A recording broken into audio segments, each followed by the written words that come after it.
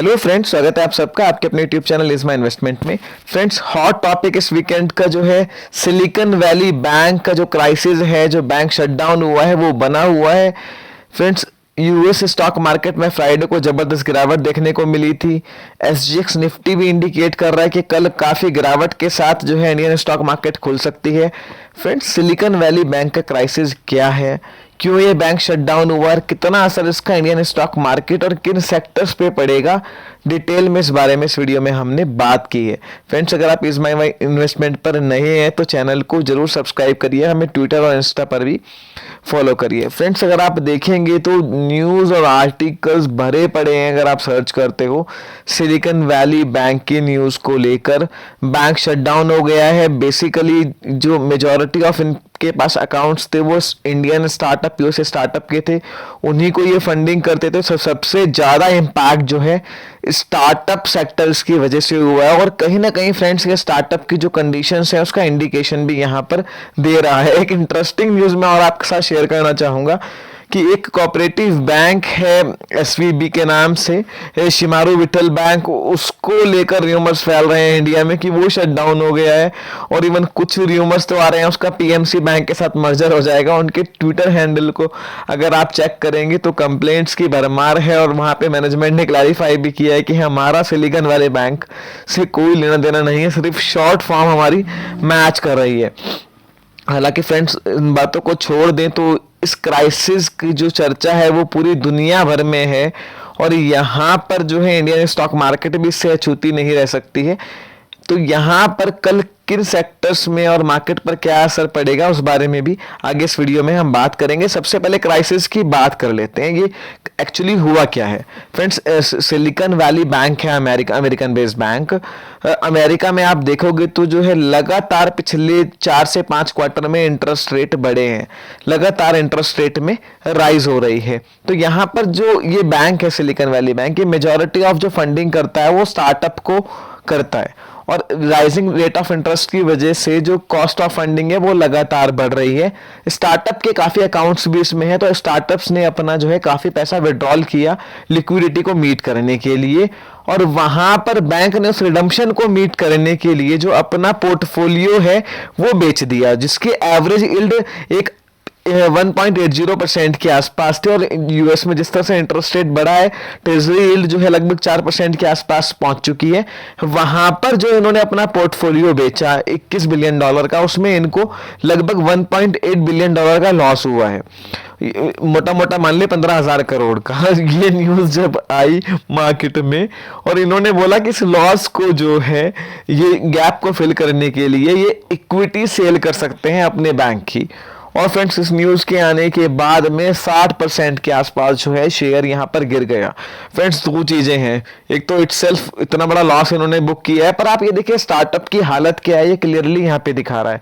India में भी अगर आप देखेंगे जो लिस्टेड अनलिस्टेड बोथ स्पेस में किस तरह से डिवैल्यूएशन स्टार्टअप की यहाँ पे हो रही है। डिटेल में इस बारे में बात करेंगे, पहले इस क्राइसिस की बात कर लेते हैं। तो जब स्टॉक में गिरावट आई तो फ्राइडे को इन्होंने बोला कि अल्टरनेटिव मोड देखेंगे फंडिंग रेज करने का, इस गैप को, इस लॉस को मीट करने के लिए। और लेटर ऑन जो है federal deposit insurance corporation FDIC USA ने इस बैंक को शट डाउन कर दिया और इसकी ऑनरशिप अपने हाथ में ले ली। अब यहां पर फ्रेंड्स उन्होंने बोल दिया है कि जो इनके फ्यूचर डिविडेंड से एसेट्स हैं उसको सेल करके जो अनइंश्योर्ड डिपॉजिटर्स हैं उनका पैसा दे दिया जाएगा। सिलिकॉन वैली बैंक के पास में एट टोटल $209 बिलियन की एसेट्स हैं और $174 बिलियन का डिपॉजिट है। तो फ्रेंड्स, आप जो है यूएस में 2.5 लाख जो डॉलर है वो इंश्योर होता है, जैसे अपने यहाँ डीजीआईसी है 5 लाख का इंश्योरेंस है, ऐसे $2.5 लाख तक का इंश्योरेंस है। उसके ऊपर का जो पैसा है वो अनइंश्योर्ड है, तो एसेट्स को सेल करके ये उसको देंगे। अब सबसे बड़ी बात आती है कि इसका इंडिया पे क्या असर होने वाला है।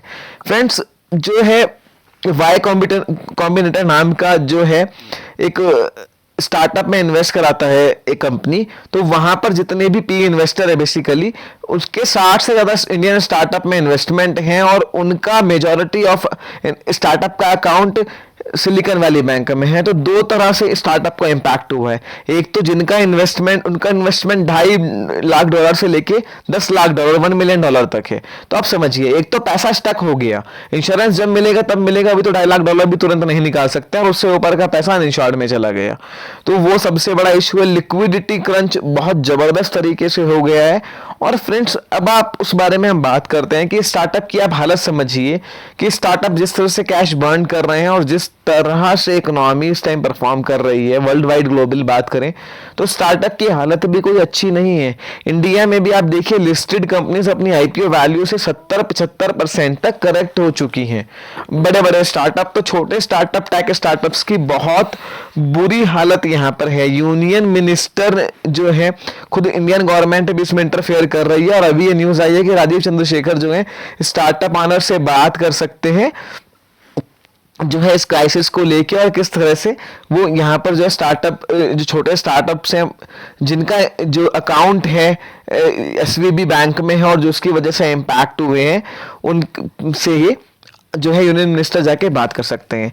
फ्रेंड्स, अब बात करें कि स्टॉक मार्केट पे इसका क्या इम्पैक्ट होगा कल को। देखो, मेरा मानना है कि इसका अगर डायरेक्टली बैंकिंग सेक्टर पे इम्पैक्ट देखें तो इंडियन बैंकिंग सेक्टर पे मैं काफी आर्टिकल पढ़ रहा था, काफी एक्सपर्ट्स के लिखे हुए, मेरा अपना भी एनालिसिस है कि कोई डायरेक्ट इम्पैक्ट तो कुछ भी नहीं है अगर हम बैंकिंग सेक्टर या किसी स्पेसिफिक स्पेस की भी बात करें। बट ये न्यूज सबसे पहले तो स्टार्टअप कंपनीज के शेयर के लिए बहुत नेगेटिव है, चाहे उनका एसवीबी बैंक में अकाउंट हो या ना हो, डायरेक्टली इनडायरेक्टली रिलेटेड हो या ना हो, क्योंकि कहीं ना कहीं ये पूरे सेक्टर की तस्वीर दिखाता है कि स्टार्टअप कंपनीज की हालत फिलहाल बहुत खराब है।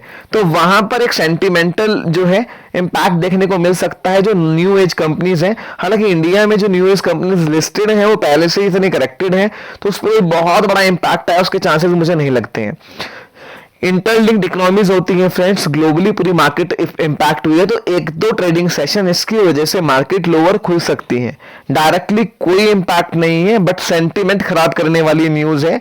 यूएस में आप देख रहे हैं लगातार इस तरह की न्यूज कुछ ना कुछ आती रहती है। काफी सारे लोग इस क्राइसिस को लेमन ब्रदर्स के क्राइसिस के साथ भी कंपेयर कर रहे हैं। हालांकि मैं क्लियर कर दूं, दोनों का कंपैरिजन कोई खास नहीं बैठता है किसी भी तरह से, वो सिचुएशन अलग थी, ये बिल्कुल अलग है। तो फ्रेंड्स, इंडियन स्टॉक मार्केट पे सेंटिमेंटल इंपैक्ट पड़ेगा, कल मार्केट लोअर खुलनी चाहिए और जो है सेलिंग आ सकती है, बट बहुत बड़ा कोई सेलिंग प्रेशर उसकी वजह से आए इसके चांसेस ना के बराबर हैं। स्टार्टअप कंपनीज के शेयर्स में अभी भी गिरावट का दौर जारी रह सकता है, उनके लिए ये न्यूज काफी निगेटिव मेरे को लग रही है। तो मेजॉरिटी ऑफ इंपैक्ट जो पड़ेगा वो स्टार्टअप कंपनीज पे पड़ेगा, चाहे वो लिस्टेड अनलिस्टेड दोनों ही स्पेस में। और दूसरी चीज फ्रेंड्स, मार्केट कल नेगेटिव खिलेगी ग्लोबल सेंटिमेंट्स को जो है देखते हुए, but directly Indian banking space पे या किसी स्पेसिफिक सेक्टर पे कोई बड़ा इंपैक्ट इसका नहीं पड़ने वाला है, पर सेंटिमेंट्स के हिसाब से न्यूज निगेटिव है। फ्रेंड्स, अगर आपकी कोई क्वेरी हो तो मुझसे कमेंट सेक्शन में आप पूछ सकते हैं। वीडियो अगर इन्फॉर्मेटिव आपको लगी है तो लाइक करिए, अपने दोस्तों के साथ शेयर करिए और चैनल को भी सब्सक्राइब करना ना भूलें। Thank you.